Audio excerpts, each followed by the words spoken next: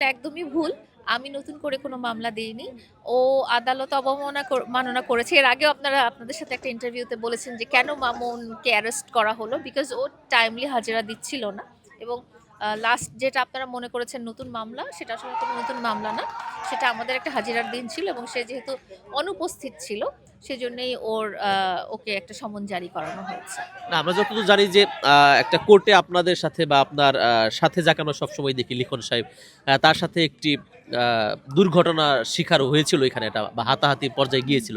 সেটাকে কেন্দ্র করে আসলে নতুন কোনো মামলা হয়েছে কিনা বা সেই কারণেই আসলে নতুন গ্রেপ্তারি পরোয়ানা হয়েছে ও কিনা? না, না, না।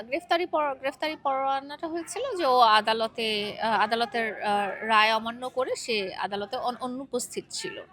আর লিখনের সাথে হাতাহাতি বা মারামারি বা লিখনকে আঘাত করার ঘটনাটা সম্পূর্ণ আলাদা একটা ঘটনা এবং ওটা টোটালি লিখনের ব্যাপার। ওটা লিখন দেখাশোনা করছে।